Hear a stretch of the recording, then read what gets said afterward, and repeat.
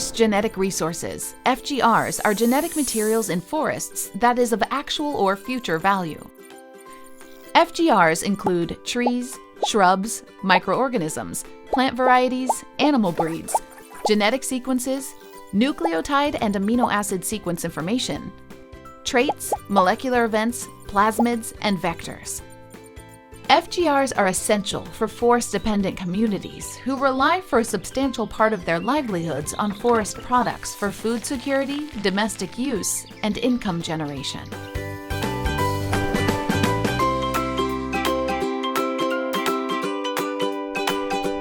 There are three possible outcomes for FGRs in a rapidly changing climate. These are: persistence through migration.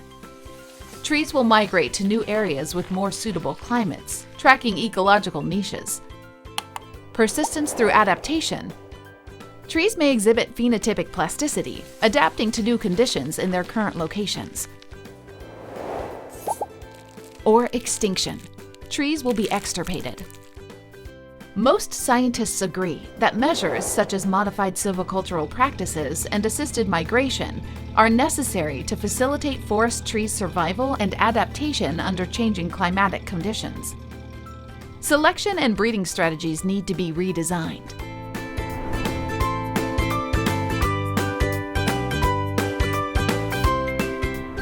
Climate change affects FGR adaptation. FGR's adaptive capacity depends on their population size and distribution. A widespread species is less susceptible to the impacts of climate change than a species with a narrow distribution and small populations.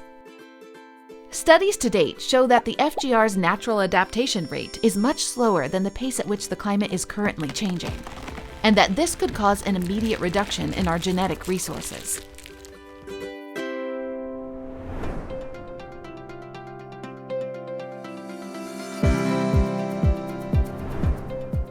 The main reasons for the conservation of FGRs are to secure species for breeding and conservation program, and to conserve endangered rare tree species, potentially valuable species, and other genetic resources for scientific use.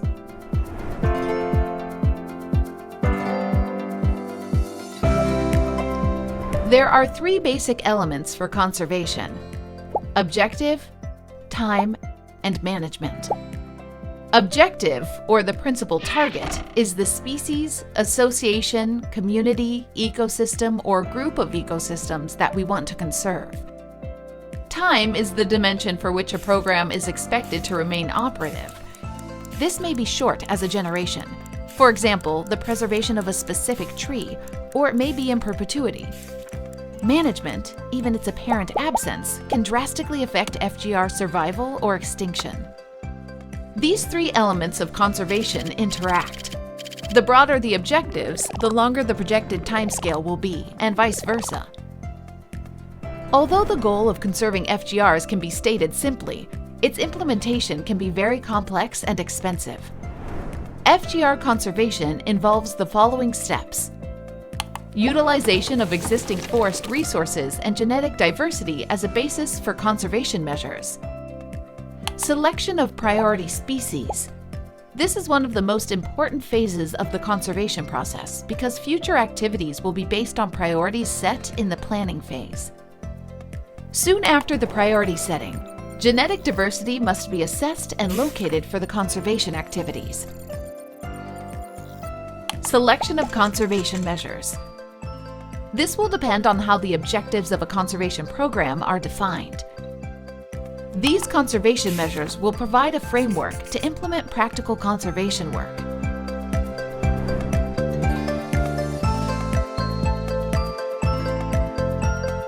There are two basic conservation strategies: in situ and ex situ conservation. In situ conservation is the conservation of FGRs in their natural surroundings. And in the case of domesticated or cultivated species, in the surroundings where they have developed their distinctive properties. It involves the designation, management, and monitoring of target taxa where they are encountered. Examples of in situ conservation are national parks, biosphere reserves, parks, and sanctuaries. Ex situ conservation is the conservation of FGRs outside their natural habitats. This approach is preferred in situations where the populations are in real danger of physical destruction or genetic deterioration due to excessive pressures in their natural habitat. It involves the sampling, transfer, and storage of target taxa from the target area.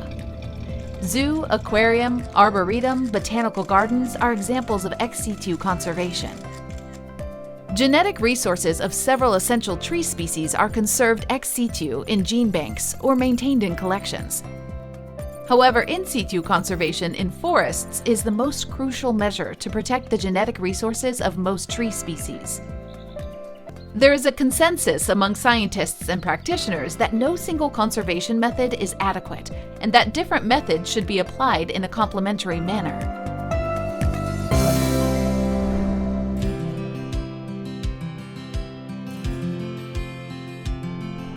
According to the Food and Agriculture Organization, 8,000 species of trees, shrubs, palms, and bamboo are among the most utilized by humans. However, the number of existing tree species in the world is estimated at between 80,000 and 100,000.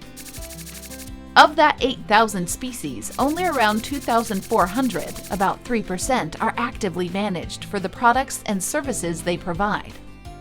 And only around 700 species, less than 1%, are actively improved through breeding.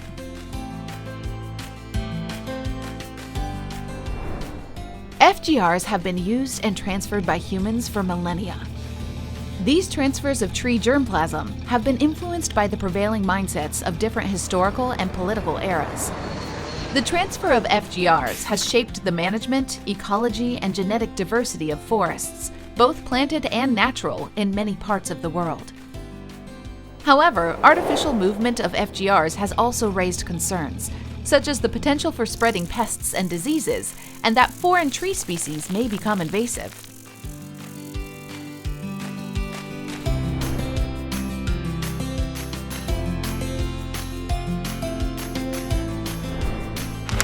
FGRs have been utilized extensively in systematic research and development, R&D, only for about 100 years.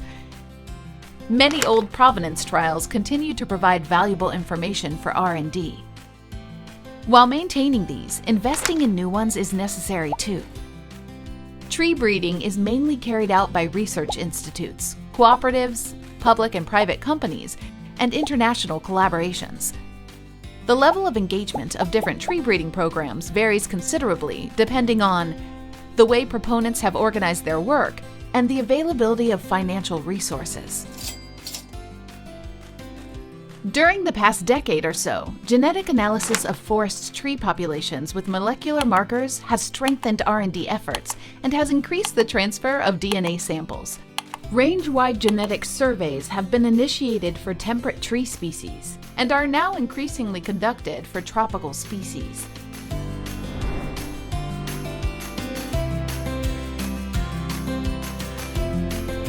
Within tree breeding programs, the search for desired characteristics is based on locating genetic variation and understanding variation patterns in the tree species and populations. Provenance and progeny testing are the scientific methods and practical working tools used to distinguish levels of variation. The basic information needed in tree breeding are basically the same information needed in conservation programs. The continued flow of genetic materials from conserved status into breeding populations is feasible and practicable. It forms an integral part of the dynamic development of both conservation and breeding strategies over time. If sustainability is to be ensured, genetic conservation must be integrated in forest tree breeding strategies.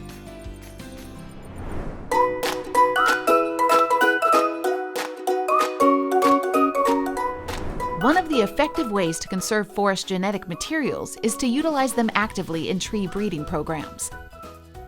Selecting adaptable and productive traits can reintroduce new species into forests and simultaneously improve the economic returns.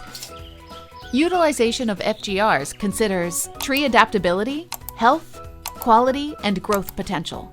Efforts to conserve and enhance FGRs for today and future uses will involve managing protected areas, managing productive forests, and managing breeding populations.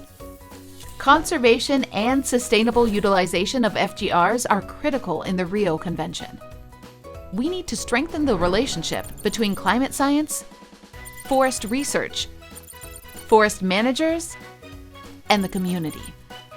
Key challenges will include setting objectives for desired future conditions and accepting that we may not be able to maintain everything that forests have traditionally provided. It is essential to discuss and agree on common goals to cope with or benefit from the challenges of future climates. Actively, effectively, and intelligently managing our forest genetic resources can make those goals a reality.